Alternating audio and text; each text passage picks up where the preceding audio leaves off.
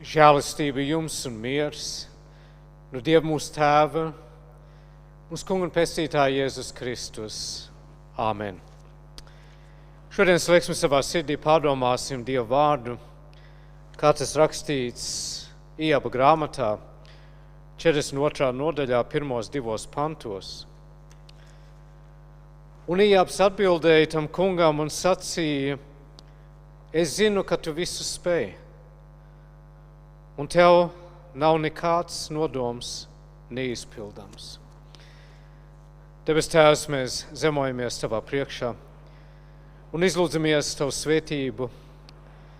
Mēs lūdzam, lai šie Tavi vārdi mūs šodien iepriecina, lai šie Tavi vārdi, Kungs, dod mums spēku, lai mēs saprotam un lai mēs saņemam visu, ko Tu mums dod.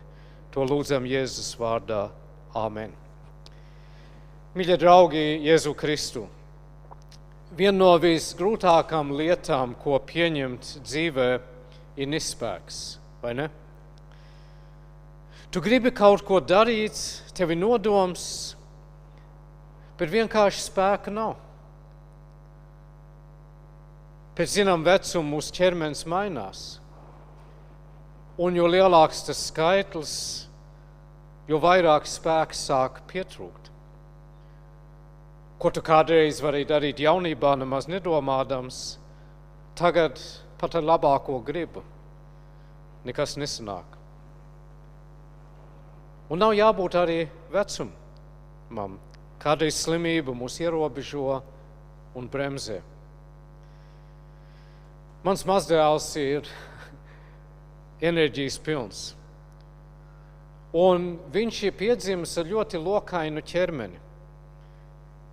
Viņam nav ne mazākā grūtība notupt un tā palikt ilgu laiku. Un viņš vienmēr grib, lai es daru tāpat kā viņš. Bet man nekad nav bijis pārāk lokains ķermenis. Un ja es notupos kā viņš, man jau pēc pusminūtes jau ceļi sāp un gūži sāp. Un Stanlijs to nevar saprast. Un viņš saka, vectēv dara tāpat kā es. Un man viņam jāsaka bieži, vectēvs nevar. Kādreiz arī viņš saplēš kādu mantu. Un viņš iedod man un lūdz, lai es salaboju.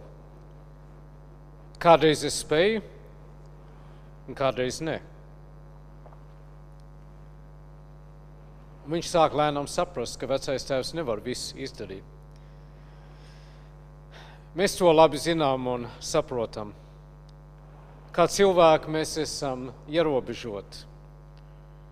Un tādēļ kādreiz mums ir grūti saprast un ticēt un aptvērt, ka Dievs nav ierobežots.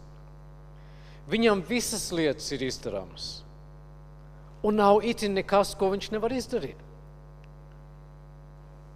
Ir tik daudz gadījumu Dieva vārdā, kur mēs redzam, ka Dievs izdara lietas, kas bija neiedomājams. Viņš savu varenību parāda lieliem brīnuma darbiem. Interesanti saruna starp Gabrielu un Mariju. Pēc tam, kad eņģelis Gabriels bija parādījies jaunavas Marijai, un bija vēstījis viņai, ka viņa dzemdēs dēlu, un viņš būs Dieva dēls. Marija sacīja, kā tas var notikt, jo es vīri neapzinos. Tad eņģelis atbildēja uz to un sacīja, svētais gars nāks pār tevi, un visaugstākās spēks tevi apēnos. Tāpēc tas, kas no tevis dzims, būs svēts un taps saukts Dieva dēls. Zini, Elizabete, tava radniece, savā vecumā arī grūt ar dēlu. Un iet jau tagad 6. mēnesī. To, ko dēvēja neauglīgu. Jo Dievam nekas nav neiespējams. Bet Marija sacīja, redzi, es esmu tā kunga kalpone, lai notiek man pēc tavu vārdu. Ievērosim, ko eņģelis Gabriels teica Marijai. Dievam nekas nav neiespējams. Un tas ir, ko es gribu, lai jūs šodien kārtīgi iegaumējiet. Un ļaujiet, lai tas iesēžās sirdī, lai tas kārtīgi iesakņojās. Jo šī vēsts ir iepriecinoša, tā ir mierinoša, tā ir stiprinoša. Kuram no mums nevajag iepriecinājumu, mierinājumu, stiprinājumu? Būsim atklāti. Dzīve ir grūta. Dzīve svārstās. Mūsu spēks nāk un iet, apstākļi mainās. Viss ir ļoti mainīgs. Tāpat kā pēdējā laikā mūsu klimats šeit Sidnejā. Vienu momentu, kā tagad saulīts spīd un viss ir brīnišķīgi, zils debesis. Tad pēkšņi aptumšojās debesis, lietus līst.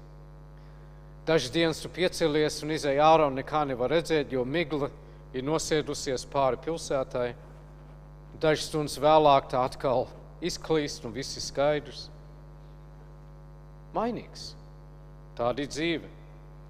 Ir dienas, kad tu esi spēka pilns, tu vari kalnus apgāzt, tu vari skriet un darīties. Un tad ir dienas, kad tu nevari izvilkties no gultas. Vai tā nav? Mēs svārstamies. Mēs esam tik atkarīgi no apstākļiem un no mūsu fiziskā ķermeņa. Bet Dievs ne. Viņš ir tas pats katru dienu. Viņš nemainās, viņam spēks nepietrūkst. Viņa mīlestība pret mums nemainās. Un viņa žēlastība ir jauna. Viņa spēks, viņa gudrība nav izsmeļama. Dieva roka nekad nav pa īsa, lai mūs glābtu. Un tas ir, kāpēc es šīs kancels mudinu jūs paļauties uz viņu. Vērst savu skatu uz augšu. Neļauj, lai apstākļi un notikumi laupa tavu mieru un tavu prieku. Ir tas, kas bieži notiek. Viena raksta vieta, kas man ļoti, ļoti stiprina, ir Filipiešu vēstulē 4. nodaļā, 13. pantā, kur ir rakstīts: Es visu spēju tā spēkā, kas mani dara stipru. Es visu spēju tā spēkā, kas mani dara stipru. Pāvils nesaka, es visu spēju, punkts. Nē. Viņš zināja nespēku. Viņš zināja grūtības. Viņam bija dzelons miesā, kas viņu mocīja. Viņš zināja ciešanas un pārbaudījumus. Viņš bija nomētāts ar akmeņiem, atstāts beigts ārpus pilsētas vārtiem. Šaustīts, cietumā. Es visu spēju tā spēkā, kas mani dara stipru, viņš sacīja. Un ja mēs lasām to kopā šodienas pārdomu tekstu, kur Ijabs apliecina, es zinu, ka tu visu spēj, un tev nav nekāds nodoms neizpildams. Ijabs saka Dievam, es zinu, ka tu visu spēj. Un, mīļie, tas jautājums ir, vai tu arī to zini? Vai tu to zini? Vai tu vari sacīt kopā ar Ijabu, Dievs, es zinu, ka tu visu spēj. Un tev nav nekāds nodoms neizpildams. Vai tu vari apliecināt līdz ar apostulu Pāvilu? Es visu spēju tā spēkā, kas mani dara stipru. Mīļie, tas ir ticības jautājums. Ticība pēc definīcijas ir stipra paļaušanās uz to, kas neredzams, uz to, kas cerams, pārliecība par neredzamām lietām. Ticība ir stipra paļaušanās. Paļaušanās nevis uz sevi, bet uz Dievu. Es visu spēju viņa spēkā. Es visu spēju tā spēkā, kas darbojās manī iekšā. Tas ir Dieva spēks. Tas spēks, pa ko Pāvils raksta šeit, ir Svētais Gars. Svētais Gars ir mūsu spēka avots. Atcerieties, Jēzus teica mācekļiem, ka viņiem jāiet un jāsludina evaņģēliju pa visu pasauli. Un tad viņš teica viņiem, jūs dabūsiet spēku, kad Svētais Gars būs nācis pār jums. Un jūs būsiet mani liecinieki. Svētais Gars ir spēks.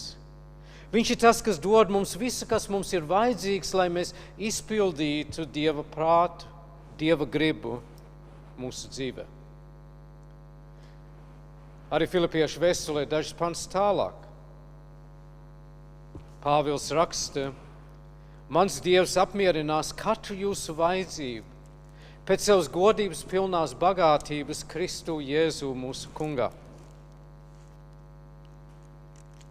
Dievam mūsu tēvam, lai ir gods mūžu mūžos. Amen.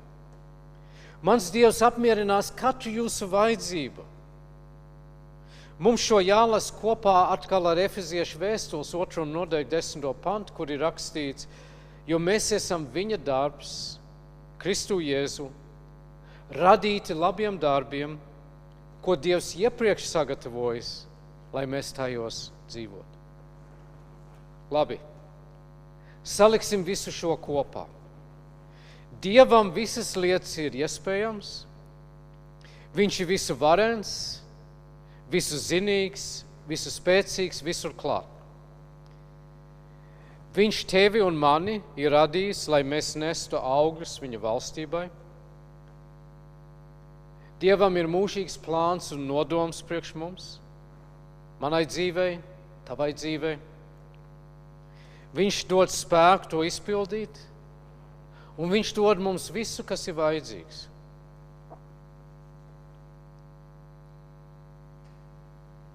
Es visu spēju tā spēkā, kas mani dara stipru. Un mans Dievs apmierinās katru jūsu vajadzību. Maz piemērs no manas dzīves. Pirms daudziem gadiem, ja es nemaldos, tas bija 1987. gadā. Es biju augšā draudzes dzīvoklī, es sēdēju krēslā un es lasīju Dieva vārdu, kad es jūtu, ka Dievs uzrunā manu sirdi. Un Dievs man teica, vienu dienu evaņģēlijs tiks raidīts pa visu pasauli, no šejienes, no Hombušas. Es biju pārsteigts. Un tad Dievs man teica, tas nebūs tagad, bet vēlāk. Un es ticēju tam, es nezināju, kā tas varētu būt. Un kaut kā man nebija ne mazākā jausma, kā tas varētu notikt, es zināju, ka Dievam viss ir iespējams. Un ka Dieva noliktā laikā tas notiks. Un, mīļie, tas laiks ir tagad. Šobrīd. Kamēr es runāju, šī vēsts iet pa pasauli. Ik viens, kam ir pieslēgums pie tīmekļa, var uz YouTube klausīties. Caur labvēlīgiem cilvēkiem un tehnoloģijas attīstību. To, ko Dievs man atklāja 1987. gadā, tagad notiek. Viss gods un slava viņam.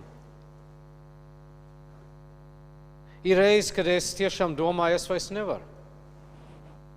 Un tad Dievs man atgādina, ka es jau taču neesmu tas darītājs, viņš ir. Es esmu tikai trauks, ar ko viņš darbojās, tāpat kā jūs. Cik bieži neiznāk Dievam teikt, kungs, es vairs nevaru. Es nevaru to darīt, bet tu vari, caur mani. Darīsim. Man ļoti spēcīgi uzrunā dziesma, ja mani gūstā kungs.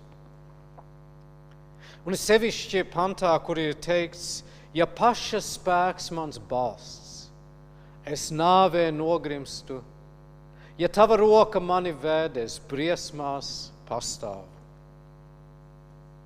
Ja paša spēks, ja man būtu jādara šo savā spēkā,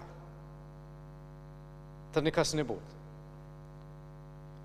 Bet Dievam viss ir iespējams. Rakstot šo svētkrunu, man nāca prātā Dāvids, ka viņš vēl bija jauns zēns.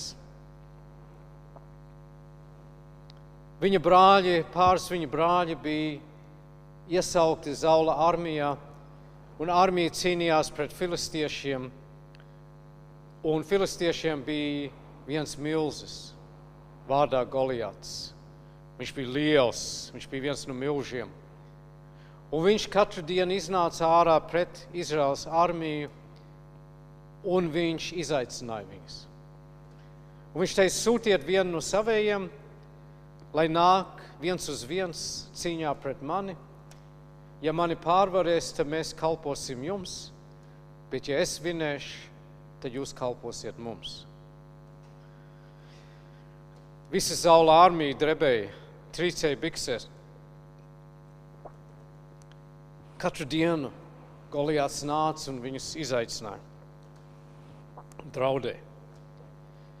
Viņi skatījās un viņi redzēja milzi. Viņi redzēja viņa augu, viņa zobenu, viņa bruņas. Viņi zināja, ka nav neviens viņu vidū, kas varētu turēt līdzi, ko vēl pārvarēt. Dāvids ierodās no tēva sūtīts, lūkot kā brāļiem iet un atnest viņam ziņu. Viņš aiznes sieriņus un dažas citas lietas priekš viņiem. Un gadās, ka viņš tur ir, kad Goliāts iznāk un atkal savu parasto runu. Un Dāvids sāk jautāt, kas tas ir, kas te notiek? Un viņam pateica, un viņš tūlīt lūdz, vai viņš nevar audiences ar ķēniņu, ar Saulu. Un viņš aiziet pie ķēniņa. Un viņš saka, es iešu cīņā. Mēs lasām, Dāvids saka Saulam, lai neviena vīra drosmas nesaplok viņa dēļ. Tavs kalps noies un cīnīsies ar šo filistieti. Sauls sacīja Dāvidam, tu nevar stāties pretīm šim filistietim, lai ar viņu cīnītos, jo tu vēl esi zēns. Viņš ir karavīrs no savam jaunības dienam. Dāvids sacīja Saulam, tavs kalps ir bijis pie savu tēva avjugans. Un, kad nāca lava vai lācis, tās nesa projām kādu āvi no ganamā pulka, tad es devos tos vajāt un es tos nogalināju. Bet laupījumu es izglābu no viņa rīklas. Kad no laupa pret mani cēlās, tad es viņu spēcīgi sagrābu aiz krēpiem, to situ un nositu. Tik labu lavu, kā arī lācis, tavs kalps ir nosits. Un šis neapgraizītais filistietis būs kā viens no tiem, jo viņš ir dzīvā Dieva karapulks izaicinājis. Dāvids turpināja un sacīja, tas kungs, kas man ir izglābs no lavas un no lāča ķētnam, tas mani izglābs arī no šī filistiešu rokas. Tas Sauls viņam sacīja, ej tad arī, tas kungs, lai ir ar tevi. Un Sauls tad lika, lai Dāvidam uzliek viņa paša bruņas un iedeva viņam zobenu. Dāvids mēģināja staigāt, un Sauls bija diezgan gara auguma. Un Dāvids teica, es nevaru iet cīņā ar šīm bruņām, es neesmu nekad viņas valkājis, es nevaru pakustēties. Viņš atstāja turpat. Un viņš paņēma savu gana zizli, un viņš paņēma savu lingu, un viņš sameklēja 5 gludus akmeņus, iebāza kabatā, un tad gāja pretīm Goliātam. Goliāts skatās un smējās, un ko, vai es esmu suns, ka tu nāc pret mani ar koku gabalu? Nāc tu, es noņemšu tavu galvu. Dāvids turpināja, paņēma akmeni, ielika savā lingā, svieda, pirmo akmeni trāpīja Goliātam pierē, Goliāts krit atmuguriski, beigts. Dāvids paņēma viņu pašu zobenu, nogriez viņu galvu, un tā uzvara bija Izraēlim. Dāvids neskatījās uz Goliāta lielumu, viņš neklausījās uz viņa draudiem, Bet viņš pacēla savus acis uz to kungu un teica, tu esi izaicinājis mūžīgo Dievu. Un viņa vārdā es nāku pret tevi. Es visu spēju tā spēkā, kas mani dara stipru. Es nezinu, kas ir tavs Goliāts. Es nezinu, kādi milži rādās tev acu priekšā. Vai tā ir slimība, nevarība, tuvinieka nāve, kāda traģēdija vai katastrofa. Pacēl savus acis uz augšu. Tam kungam visas lietas ir iespējams. Viņam nekas nav neiespējams. Apzinies to. Liec savu cerību uz viņu. Zini, ka viņš tev var palīdzēt. Ijabs atbildēja tam kungam un sacīja, es zinu, ka tu visu spēj. Un tev nav nekāds nodoms neizpildams. Dievam ir nodoms tavai dzīvei. Un vienalga kādi Goliāts stājās tev priekšā, uzticies tam kungam. Es visu spēju tā spēkā, kas mani dara stipru. Un viņš tev izvedīs cauri.